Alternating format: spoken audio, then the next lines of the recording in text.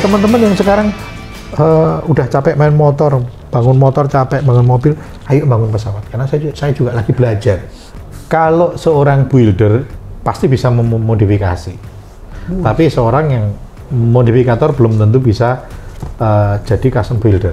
Australia itu kamu bisa merubah sesuai mobil, motor buatan pabrik ke spek yang kamu mau. Tapi harus ikut aturan. Namanya ADR, Australian Design Rule. Jadi kalau kita bicara motor custom, kemudian ngomongin harga berapa, tentunya kalau motor itu sudah jadi motor, harganya adalah harga.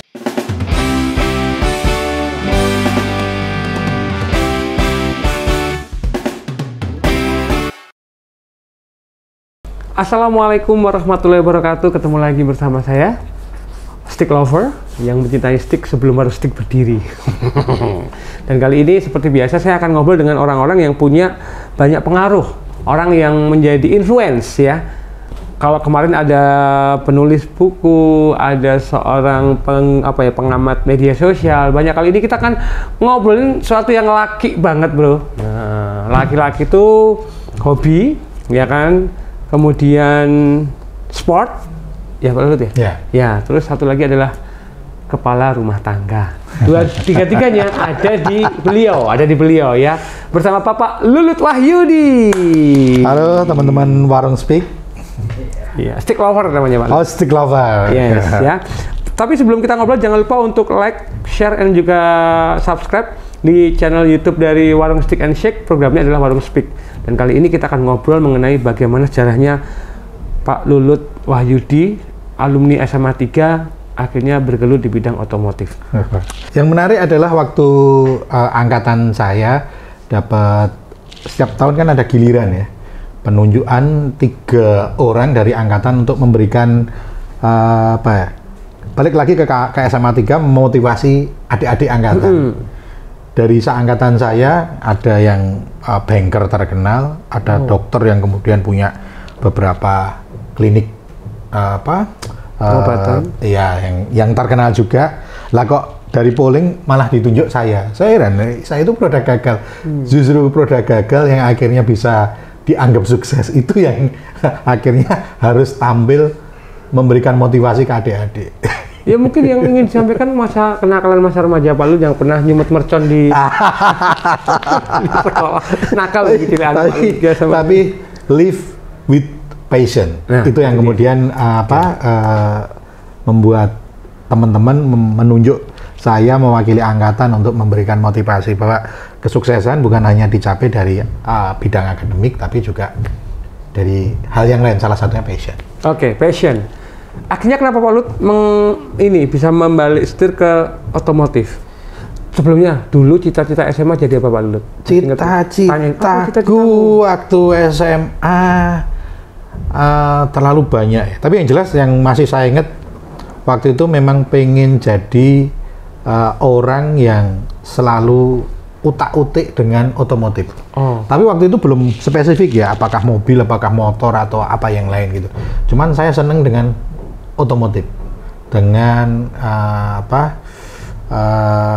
merancang bangun yang hubungannya dengan benda-benda otomotif. Oh, berarti wes tertanam ya Pak Lulut ya? Kirain standar kayak teman-teman SMA kita itu jadi apa? Dokter, jadi insinyur. Mungkin teman-teman seangkatan masih pada inget ya. Jadi saya SMA itu sudah mengcustom motor. Tahun berapa SMA-nya? Tapi waktu itu bukan custom ya, bahasanya modif ya. Modif. Berarti tahun 90-an nek modif. Tahun 90-an, 93, 94 lah. Sepuh lu guys. Ya, itu masih muda lah. Iya, dulu dulu masih muda. Jadi waktu itu saya hanya berpikir, kalau saya dan teman saya itu berbeda, artinya kita dilahirkan berbeda-beda. Ngapain sih motor saya harus sama? Ya motor saya harus itu beda toh gitu loh. Tuhan menciptakan saya, teman saya, dan yang lainnya beda-beda kok. Punya keunikan masing-masing. Nah, ada uniqueness yang kemudian saya bawa di motor saya yang itu menjadi ciri khas. Nek, itu motor tuh parkir, silut ana ning kono. Tapi kalau motor saya standar ya, saya parkir tuh, ya orang nggak tahu. Itu yang kemudian pengen saya lakukan di masa SMA. Saya belajar ngelas pertama kali ya di salah satu bengkel bubut. Karena setiap hari saya ke situ ngelas, mbak aku diajari ya cara ngelas di situ. Oh, jadi learning by doing. Gratis ya? Iya, itu masa SMA 93-94. Mencari jati diri ya? Ya. Motor apa Pak Lulut yang pertama kali dimodifikasi? Nah, motor yang dimodif pertama kali... Motor gede atau masih? Enggak, saya pertama kali mainnya malah motor Jepang. Jadi pertama kali yang saya potong-potong itu Honda CB 200. Potong-potong? Potong-potong, frame-nya dipotong. Sekarang masih ada nggak Pak Lulut motornya? Nggak tahu, udah dijual. Maksudnya udah dijual, dan itu kemudian masih bentuk kayak gitu atau dirubah lagi atau bahkan dipotong-potong kemudian dibuang, saya nggak. Yang pasti waktu itu saya bangga banget karena motor itu yang kemudian jadi ciri saya.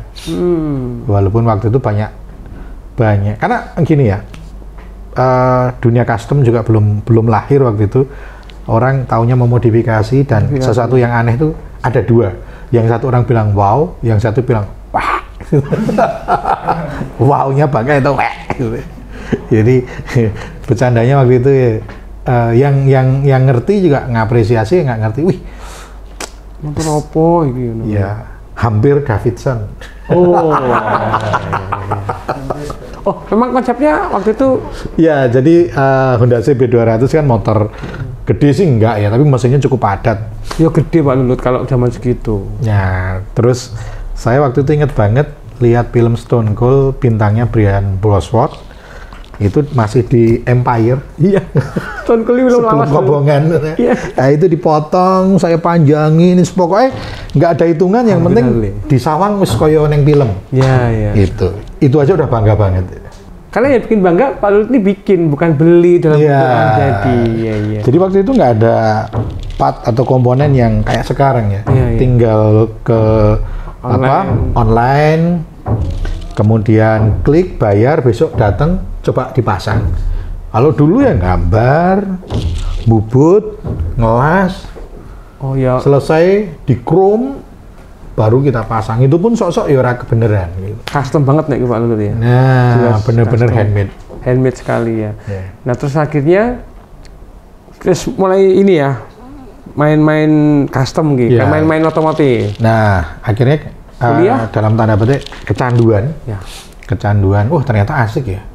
Kita nggak ngomongin value, ternyata itu dijual ada nilainya, tapi proses membangun itu ternyata sebuah keasikan sendiri bagi saya gitu. Ada orang yang mungkin seneng naik motornya, tapi bagi saya ngebangun itu sebuah seni dan keasikan seni. Itu yang kemudian saya geluti. Saya lebih fokus ke rancang bangunnya. Kemudian saya banyak belajar apa sih yang aspek-aspek apa yang harus saya pelajari untuk membangun satu motor yang bukan hanya enak dilihat, tapi harus aman dan nyaman. Nah ini yang lepas dari teman-teman modif kayak gitu Pak Lulut ya. Jadi aman tuh sangat absurd, nyaman juga sangat absurd ya. Kalau orang kemudian nyaman standarnya dibikin sama, naik motor besar sebenarnya nggak nyaman, kaki kita panas. Tapi kan nyaman dan dalam tanda petik bahwa ini kenyamanan yang saya cari gitu loh. Itu yang kemudian saya tekuni, saya gali terus. Yang nantinya saya berpikir kalau kemudian ini bisa berkembang, akhirnya bisa jadi ladang pekerjaan bukan hanya buat saya pribadi, tapi banyak orang. Yang ini kemudian menginisiasi satu buah gelaran sekian tahun kemudian yang bernama Custom Fest. Nanti kita bicara Custom Fest ya. Kalau saya tahu Pak Lulut orang modif zaman dulu tuh cuman sekedar enak disawang. Masih ingat Pak Lulut ceper zaman cuman berapa senti dari aspal itu kalau ngelewat polisi tidur kudu diangkat. Nah ternyata Pak Lulut ini kalau dia memodif itu harus nyaman. Ini yang hilang dari apa? Nek membangun motor kan namanya builder. Kalau modifikasi namanya apa Pak Lulut? Modifer. Modifer. Waton renjian. Jadi itu istilah yang kemudian berkembang. Kalau kita custom, itu barangnya biasanya nggak ada. Bukan barang yang jadi ya. Ataupun kalau ada itu bentuknya puzzle, pretelan-pretelan yang nggak jelas. Mungkin frame-nya akan pakai tipe ini, mesinnya pakai tipe ini, bannya akan pakai tipe ini, kemudian puzzle itu disatukan jadi satu buah kendaraan. Atau bahkan frame-nya pun belum ada, hanya bentuk goresan, terus tangki belum ada, itu dibikin satu persatu. Kemudian puzzle itu disatukan jadi motor. Itu yang kemudian orang bilang motor custom. Orang yang bangun namanya custom builder. Custom builder. Nah, kalau yang modifikasi, konotasinya adalah barangnya udah ada. Bisa beli motor baru atau bekas, kemudian dirubah menurut desain yang dia mau. Dengan kerangka yang udah ada ya? Dengan motor yang sudah ada. Dengan model yang sudah. Nah, ada ubah suwe beberapa bagian yang menurut dia akan lebih eye-catching di mata dia, atau mungkin ada tren yang dia akan ikuti. Ya. Kemudian jadilah motor sesuai dengan apa yang dimaui atau tren yang dia ikuti. Itu namanya modifikasi. Orangnya namanya modifikator. Modifikator. Oke. Kalau aku motivator ya. Motivator gagal maksudnya. Terus berarti Pak Luti custom builder ya? Ya. Tapi awalnya juga modifikator. Awalnya belum saya builder. Jadi gini, kalau seorang builder pasti bisa memodifikasi. Tapi seorang yang modifikator belum tentu bisa jadi custom builder. Nah ini. Karena untuk jadi custom builder diperlukan banyak kemampuan sehingga dia bisa membangun dan bisa mempertanggungjawabkan hasil karyanya. Bukan hanya enak dilihat, karena motor ini kan bukan hanya sekedar kayak manekin ya, kayak boneka manekin yang hanya dilihat, tapi dia bisa di-ride, dia aman buat si pengendara maupun orang lain di jalan. Kan nggak asik, ya banyak lah, saya nggak usah sebutin modifikasi yang aneh, ekstrem, ya kan, tapi kemudian itu membahayakan buat diri dia yang naik karena terlalu rendah, ataupun orang lain, pengguna jalan yang lain. Oh iya. Jadi itu nggak custom namanya bagi saya ya. Iya. Ini harus kita perjelas, karena ada juga yang di beberapa pertemuan saya ditanya bahwa ini customnya ini berbahaya. Entar dulu. Mungkin itu berbahaya karena dia tidak mengcustomnya itu tidak ada dasar. Waton lah bahasa Jawanya. Tapi kalau yang baik dan benar di luar itu berkembang jadi sebuah industri. Bahkan di negara kita sebutlah Amerika, bengkel-bengkel custom ini bisa membuat motor, bisa di standarisasi oleh negara, kemudian dijual belikan secara legal, bahkan diekspor sampai luar negeri, bikin devisa. Oh ada Pak Lut? Oh ada. Kalau kita hanya tahu kan brandnya ya Amerika itu motor mesinnya V-twin mereknya A lah gitu. Ya betul. Nggak boleh sebut merek kan? Boleh. Oh boleh.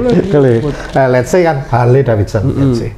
Nah di luar negeri orang itu bisa beli mesin tidak Harley Davidson, dari SNS lah, dari Halftech lah, dari Ultima, dia memang bikin mesin V-twin persis Harley, tapi komponennya udah berbeda-beda. Kemudian dia ngerancang frame, ngerancang motor, frame, bikin sendiri, tangki, spakbor, kemudian dirangkai. Dikasih merek, didaftarkan. Ada kemudian Big Bear, Chopper. Kemudian ada Arlenes sempat bikin juga motor yang diproduksi legal. Terus kemudian West Coast Chopper tempat bikin juga. Itu dari Pak ya? Dari pasal-pasal tadi itu. Pasal jadi satu produk brand ya. Kemudian didaftarkan. Yang itu yang diekspor sampai Indonesia.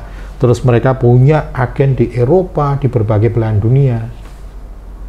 Kalau kita kan sekarang cuma tahunya satu merek aja. Iya, satu mereknya. Itu yang kemudian menginisiasi saya, gimana sih caranya ini bisa berkembang lebih jauh lagi, bukan hanya sekedar hobi, tapi next step, industri custom. Atau kalau sekarang saya lagi banyak menggaungkan namanya industri kreatif otomotif. Industri kreatif otomotif. Itu. IKO. IKO ya, IKO. Itu kemudian selesai kuliah, saya itu kepikiran, kalau saya kerja di bidang apapun, saya harus siap merubah gaya hidup saya. Harus hidup yang notabene waktu itu saya pengennya yo kerja, tapi di hal yang saya sukai, di bidang yang saya sukai. Nah, kalau kita kerja kan belum tentu ada yang kita kerjakan tuh hal yang kita sukai. Betul. Itu sama MC mesti seneng terus gitu. Siapa bilang? Seneng banget. Nah, terus itu yang membuat saya pikir, wah, gimana kalau kita jadikan passion saya ini jadi sebuah mata pencarian. Berarti kita harus serius dan fokus. Profesional. Nah, 2002 kita dirikan satu workshop di Matiwetan, namanya Retro Classic Cycle, yang langsung mensasar bengkel sebagai bengkel custom. Oke. Kan banyak yang kemudian lahir bengkel dari maintenance jadi bengkel jual beli. Waktu itu kita lahir langsung kita fokusnya di custom. Dan waktu itu 2002 itu belum, jangan kata bengkel custom, istilah custom aja mungkin belum ya. Modifikasi. Ya. Jadi waktu kita bicara, yuk kita membangun satu motor custom, orang malah bingung. Mesti larinya ke modifikasi ya? Ya. Mindsetnya masih, Mas aku mau modif motor ini. Orang berpikir naik Harley aja udah keren. Keren banget loh Pak Lut. 2002, ngapain harus diapa-apain lagi? Iya betul. Ngerti kan? Ngapain harus diapa-apain lagi gitu? Udah mahal, di custom tambah mahal, nanti dijual harganya medun. Nah, karena masyarakat juga belum ngerti kan. Kenapa tuh turun? Karena belum ngerti bahwa custom tuh add-on, menambah added value dari si benda itu. Ya, yang pasti saya harus berpikir, piye caranya masyarakat itu diedukasi, biar ngerti bahwa custom itu berbeda dengan motor standar. Kamu bisa beli motor apapun, bawa uang ke dealer, bisa dibawa pulang. Tapi meng-custom tidak.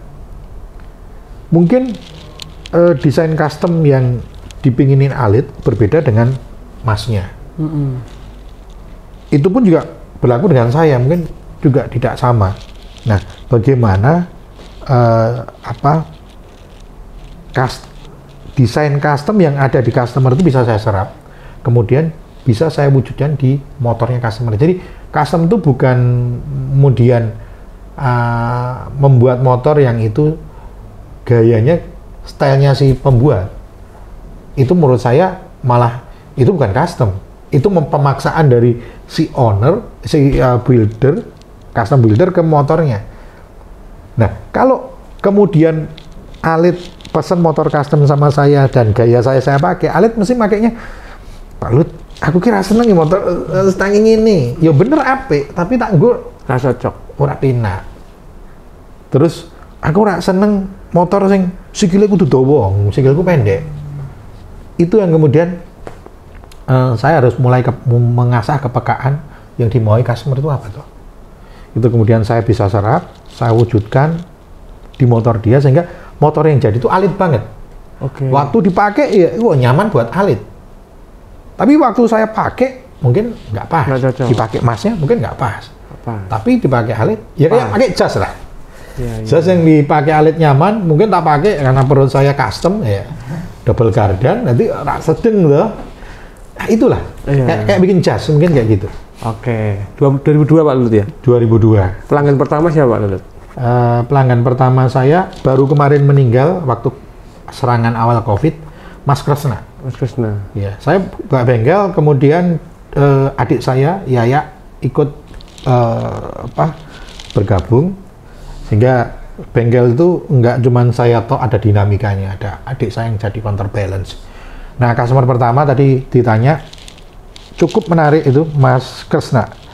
Mas Kresna saya belum tahu banyak dengan beliau, belum pernah ketemu, hanya waktu itu masih era awal-awal handphone ya. Tahun berapa itu? 2002. 2002 itu masih Sony Ericsson.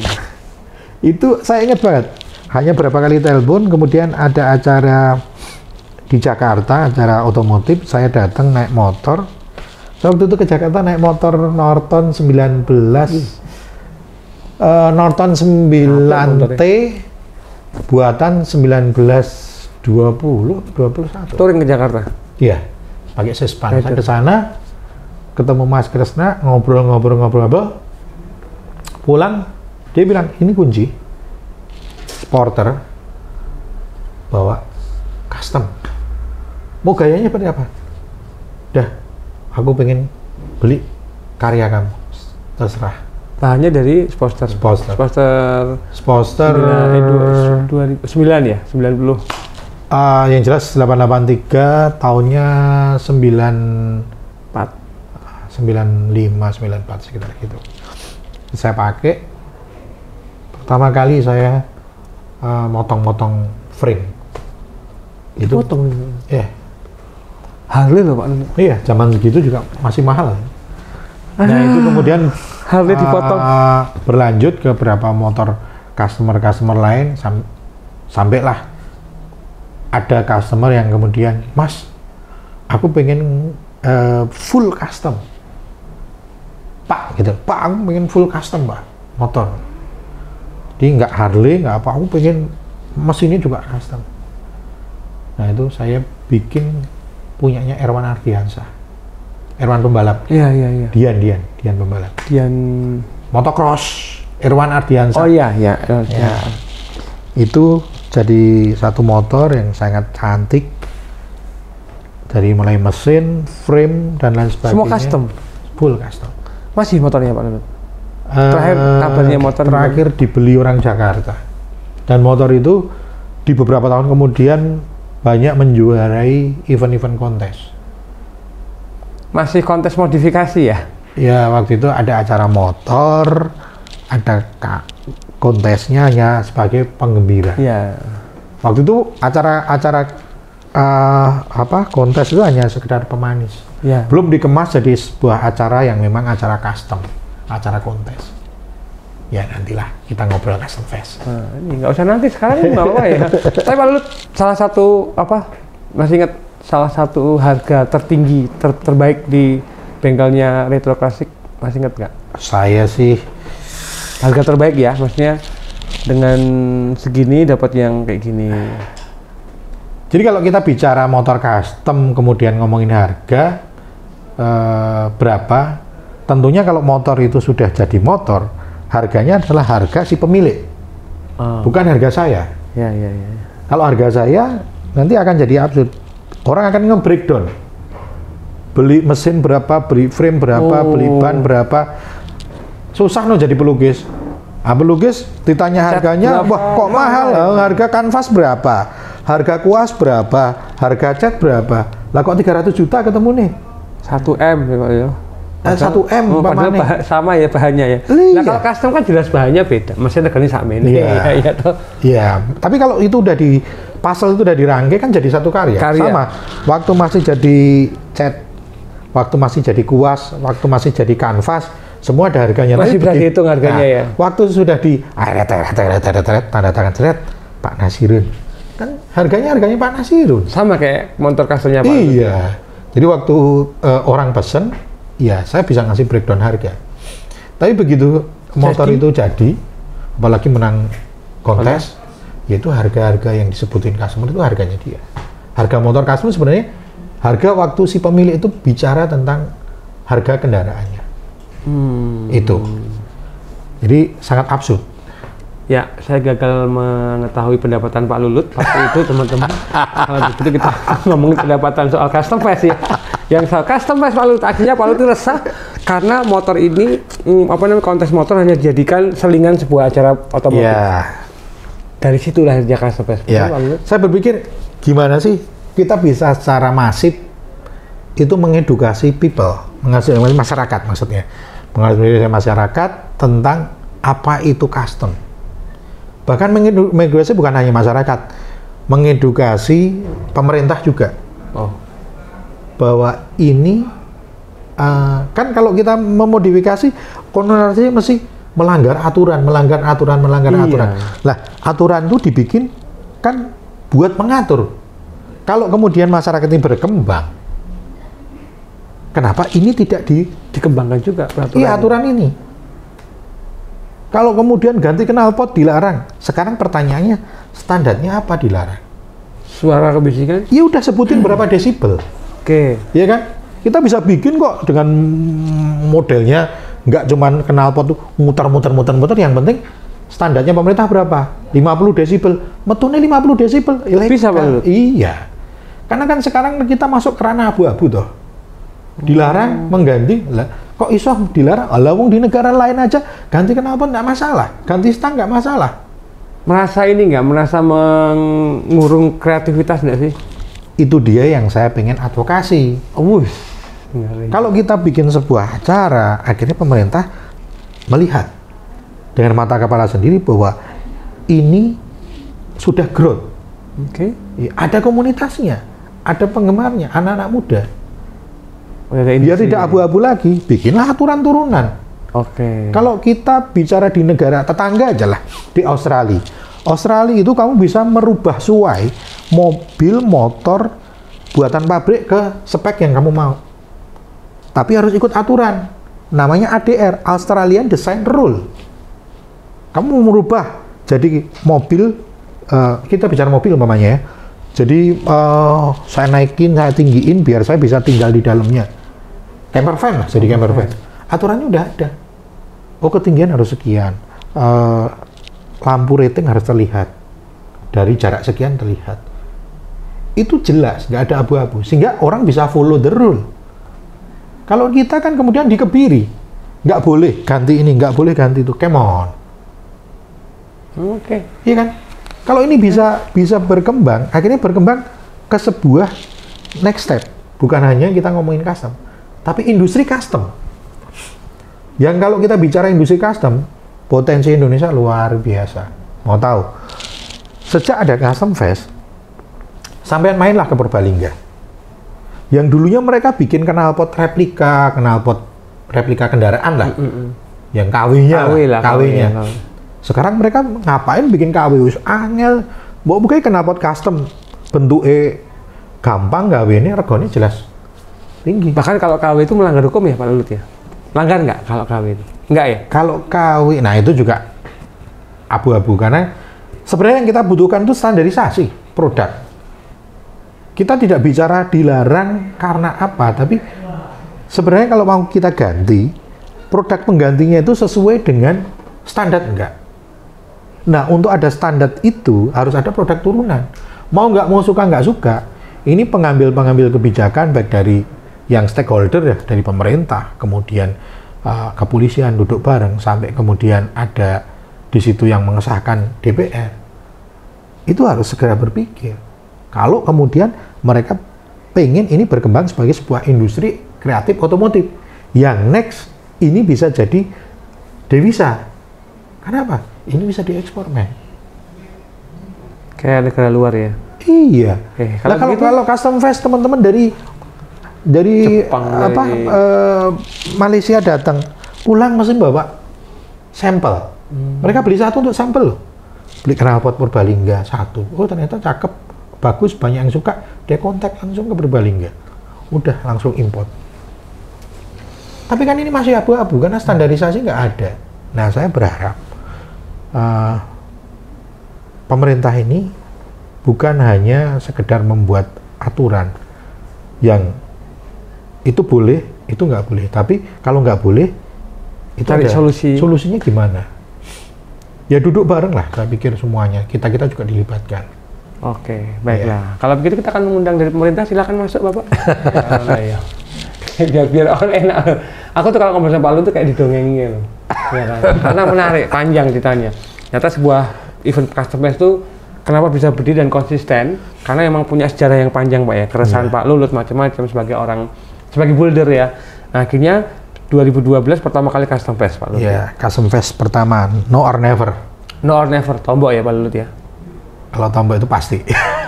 Maksudnya no and never itu gini. 2012 tuh custom juga belum berkembang. Iya. Bengkel custom masih bisa dihitung jari. Dan saya punya mimpi mungkin terlalu tinggi ya. beberapa kali diundang di beberapa event di luar negeri mewakili Indonesia, membuat saya, wah, saya harus bisa bikin yang itu represent Indonesia. Itu yang kemudian menjadi momok bagi diri saya. Takut ini tidak sesuai dengan ekspektasi orang-orang yang akan kita undang. Tapi ini juga jadi trigger yang bagus bahwa saya harus bikin event standarnya internasional. Jadi event di Jogja, tapi standar kita bukan ngomongin lokal Bantul ya, karena lokasinya JJ di Bantul. Tapi kita udah bicara kalau ini yang datang teman-teman dari Jepang, dari US datang ke sini itu, good. Iya.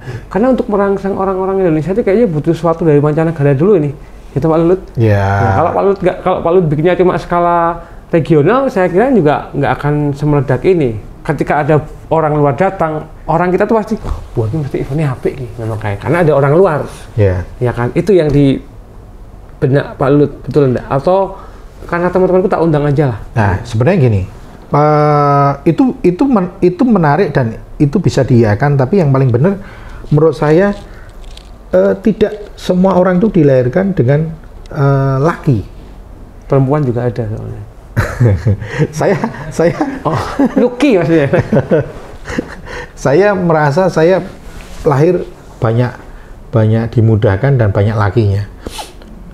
Waktu saya punya karya, kemudian saya dapat undangan untuk membawa karya saya ke luar negeri.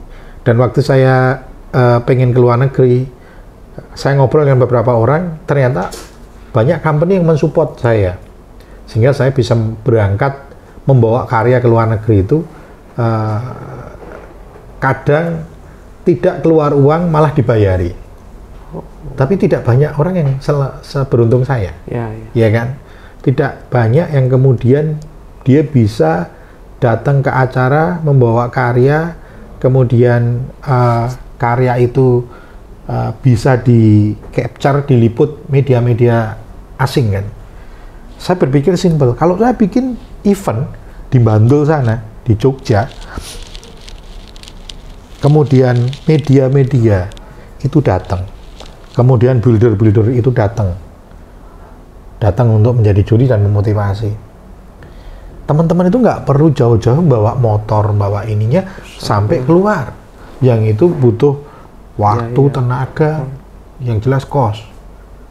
Terus ada resiko juga, pengiriman kalau masuk ke sebuah negara ditolak kan, dia nggak bisa ikut kontes, padahal udah keluar duit banyak.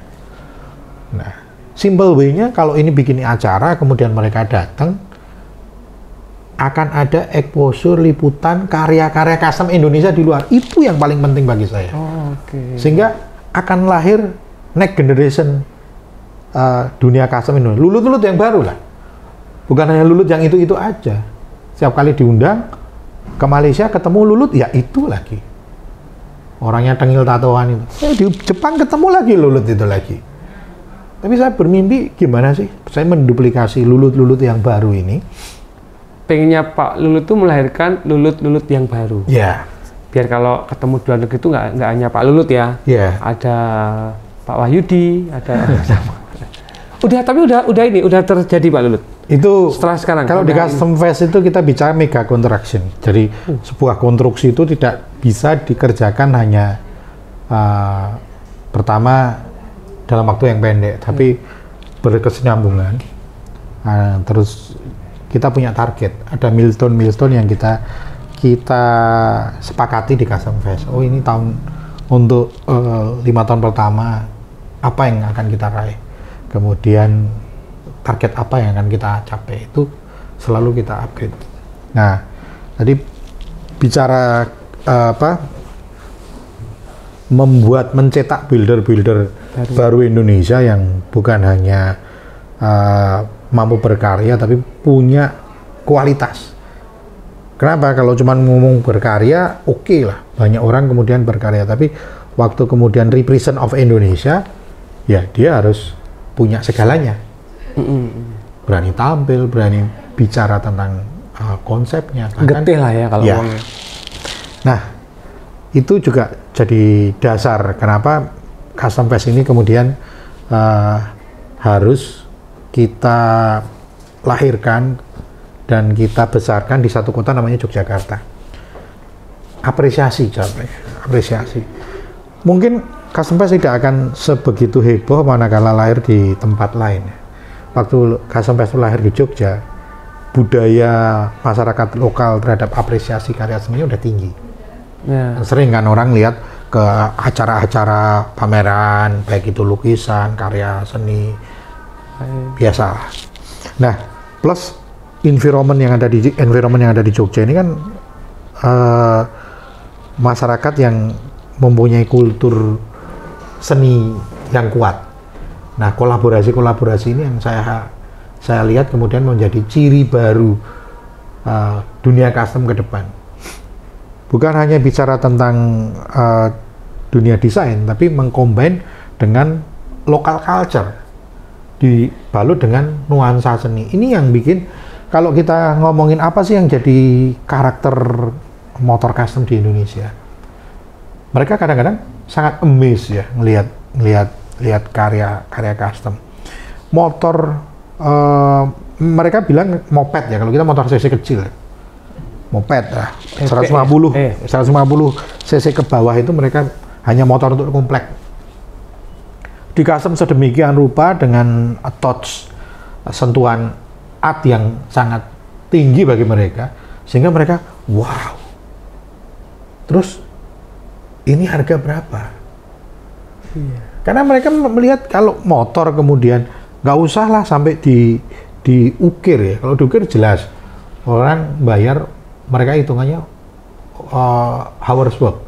Berapa sih kamu habiskan untuk buat motor ini?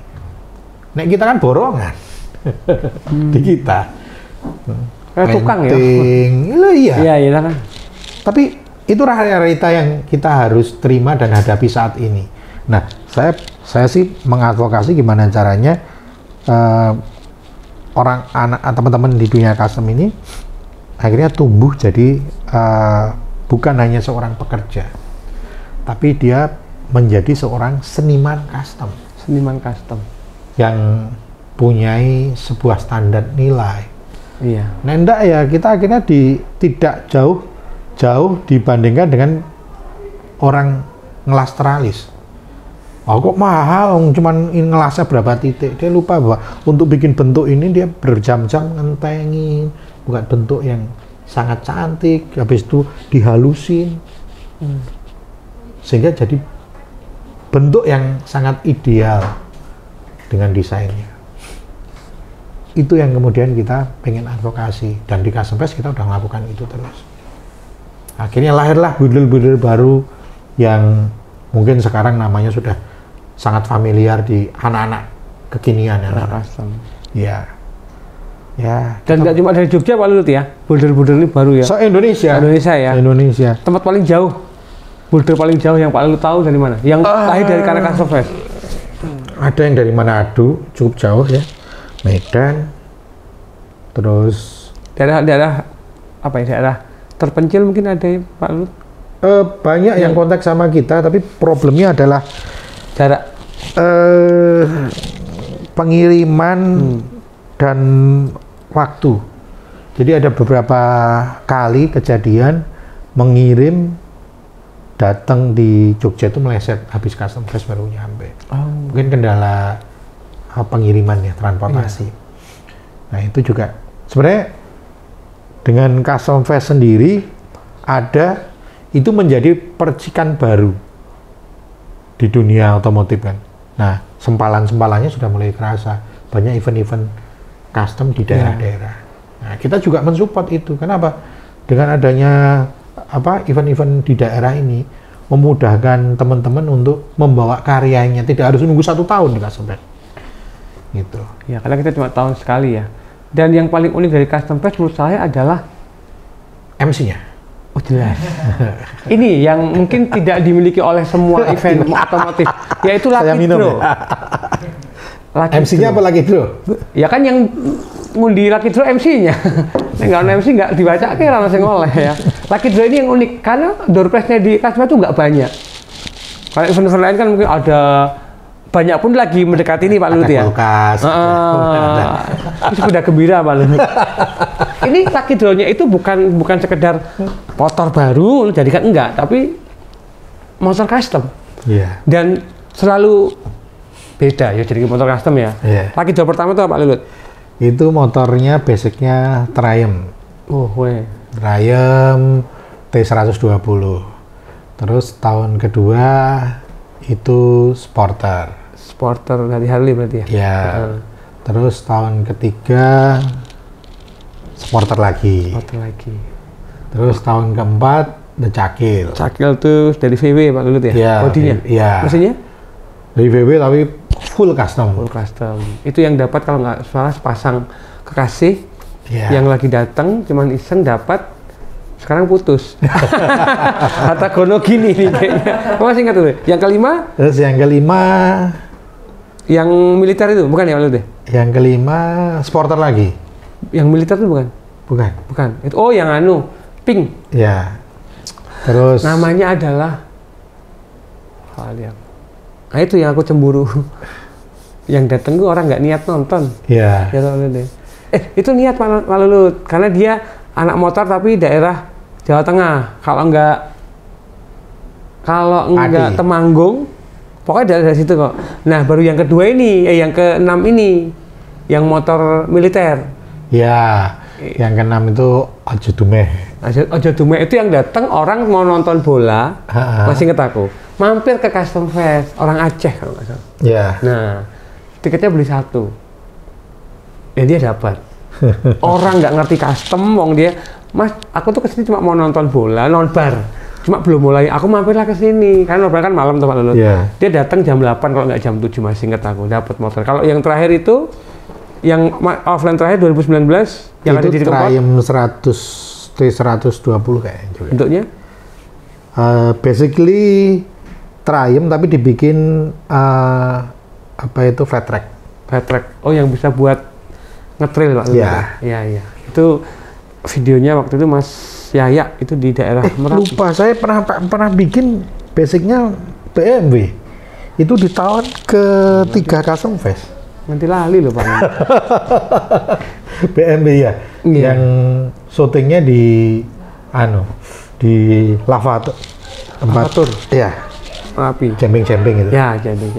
Dan salah satu aturan dari Custom Fest ketika pemenang tahun ini menang, tahun depan wajib untuk mendisplay motornya. Dan rata-rata yang dapat dijual nggak teman-teman? Ada yang dijual. Itu hak mereka ya. Hak mereka. Hak mereka. Setelah tahun pertama di display itu hak mereka. Kalau sebelum tahun pertama dijual nggak apa-apa, asal pas tahun pertama harus di display ya. Iya, harus di display. Oke. Berarti yang 2019 ini belum pernah di display Pak Lulut? Udah pernah 2019. Oh, belum pernah, nanti. Karena 2020 sama 2021 kita online Pak Lulut ya. Kita display di JNM. Ada di Udah di display di JNM. Nah, ini kerjasama sama Arjok, betul ya? Iya, waktu 2020. Oh iya. Setelah sukses Pak Lulut ya, dengan 7 tahun yang luar biasa, udah jadi kayak template, akhirnya tinggal melakukan aja, walaupun banyak tambahan. Kayak tahun 2019 tuh ada balapan motor, flat track namanya ya. Nah itu. Terus pandemi Pak Lulut.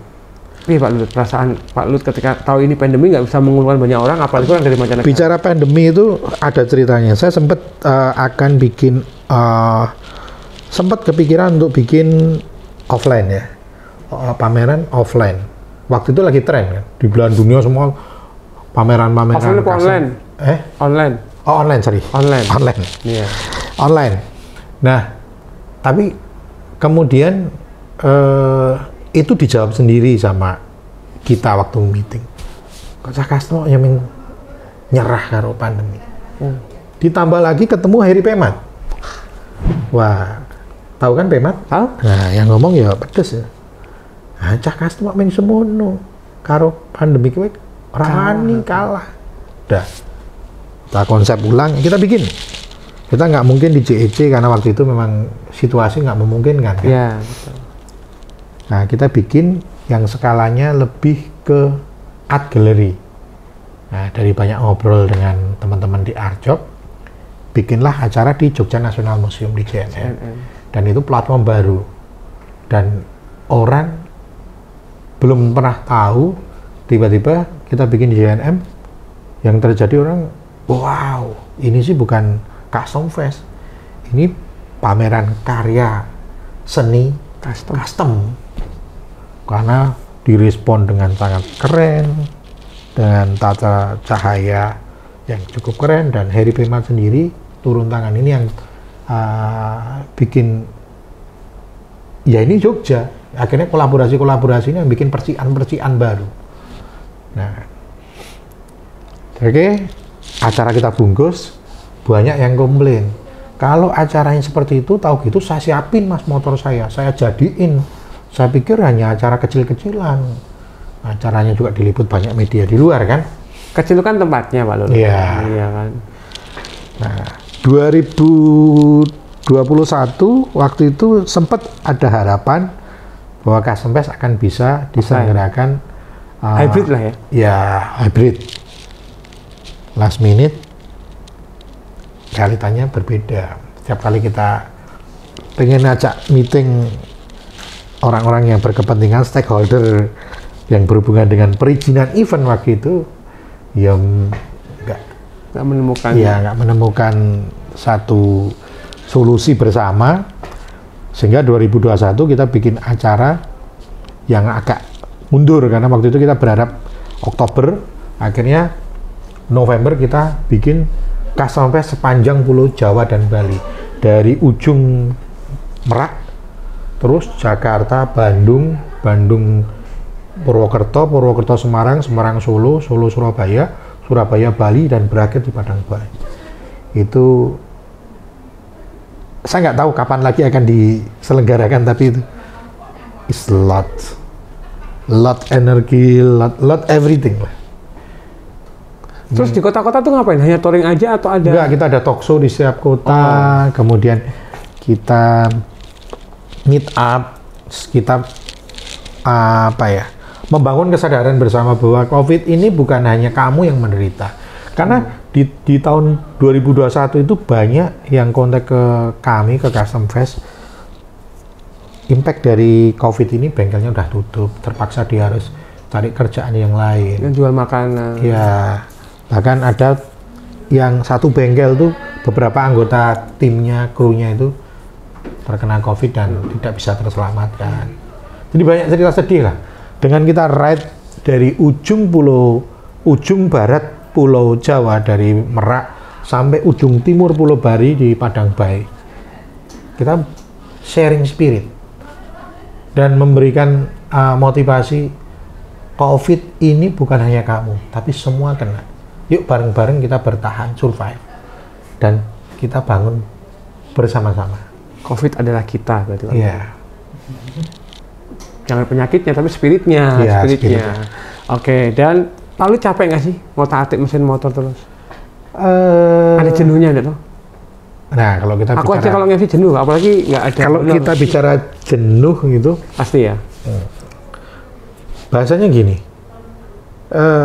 kita punya mimpi pada masa itu, tapi mungkin pada masa yang berbeda, mimpi itu perlu kita upgrade.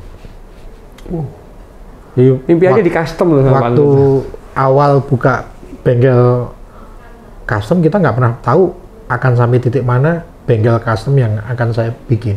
Saya waktu itu bikin aja, karena kalau kita too much plan itu berat kamu akhirnya. Bahkan untuk melangkah pun kamu harus berpikir. Tapi kalau easy going, udah jalanin aja, semua itu akan lebih ngeflow. Pada satu titik kemudian di Retro Classic Cycle, saya seperti yang tadi Ali tanyakan, kejenuhan, iya saya jenuh. Kemudian saya cari playground baru, mainan baru, tempat baru. Yaitu kita main di Maskoka, bangun mobil-mobil tua, mobil baru, kan nggak punya uang mau beli mobil baru, mahal tuh. Mobil tua yang mahal loh. Impala itu regane sanggo tuku perumahan ya mangsane. Nah, kita bangun muscle car, American muscle car yang tua-tua, kita rebuild, kita custom ulang. Nah, itu pun juga akhirnya mengalami kejenuhan. Terus apa sih mimpi yang belum kebeli itu? Oh dulu waktu muda itu pengen terbang, tapi karena berbagai faktor, salah satunya biaya. Jadi hidup saya itu ya tidak semulus cerita telenovela ya teman-teman. Yang mau ini besok pagi sudah ada. Saya sempat mimpi pengen terbang, tapi kan sekolah terbang mahal. Iya. Tapi sekarang? Ya tetap mahal. Tapi kan terbang. Ya, tapi kan setelah sekian tahun mimpi itu ada di benak kita. Jadi sometimes itu mimpi itu nggak harus juga besok pagi terwujud, tapi by proses. Nah, waktu kita nyari apa sih mimpi yang belum beli, oh ternyata terbang ya. Nah, mulailah gimana saya bisa terbang. Saya banyak tanya dengan teman-teman, akhirnya terdamparlah kita di hanggar di Lanut Adi Sucipto, dan kemudian saya bergabung dengan teman-teman Jogja Flying Club. Mulailah step awal pengenalan pesawat dan belajar terbang. Itu diinstrukturi sama si Faslan. Prosesnya juga nggak smooth, karena lagi belajar terbang, kepotong ada lebaran waktu itu Idul Fitri, jadi nggak boleh terbang. Mau terbang lagi udah lupa, karena terpotong waktunya lama. Itu kalau lupa itu harus diulangi dari awal? Iya, dari awal lagi. Jadi waktu itu kayak nggak punya plan, kita seneng, pokoknya mabur. Nah, sampai akhirnya bisa solo, kemudian bisa terbang dan menikmati indahnya Indonesia, Jogja khususnya ya, dari udara. Mulailah saya share. Saya seneng sesuatu itu kita share. Saya ajak, gimana sih mikirnya saya ngajak banyak temen untuk bisa terbang. Kan nggak mungkin saya harus, tiap minggu ngajak temen terbang. Pikiran lah, sharing passion terbang ini, akhirnya lahirlah YouTube. Bikin channel YouTube yang khusus terbang. Nah, di YouTube Lulut Retro ya. Di situ saya ngajak banyak teman-teman tuh masuk ke kokpit pesawat, dipasangin banyak kamera, kita terbang bareng, kita sharing di situ.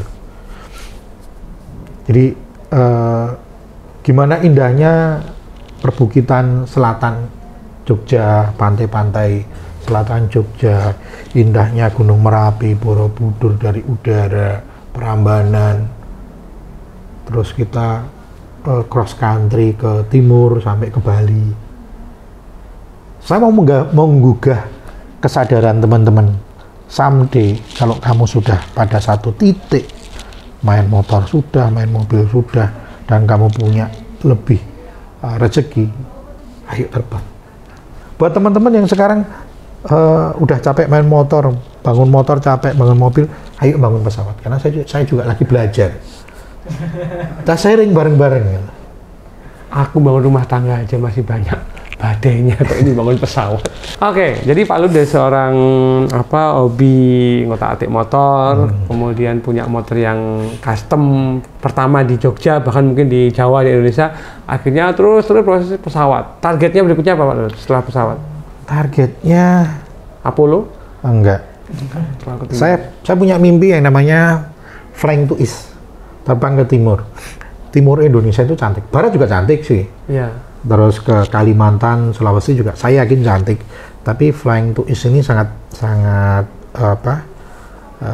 menginspirasi saya. Saya beberapa kali ke timur naik motor, itu indah sekali. Tapi banyak tempat-tempat yang cerita dari penduduk lokal. Karena kalau saya riding biasanya cuma berdua. Sama istri ya? Ya, sama istri atau dua motor sama temen gitu. Tidak dalam rombongan yang banyak. Nah, kita banyak waktu untuk bisa berinteraksi dan lebih tahu tentang apa sih yang jadi potensi di daerah itu. Banyak ngobrol dengan penduduk lokal.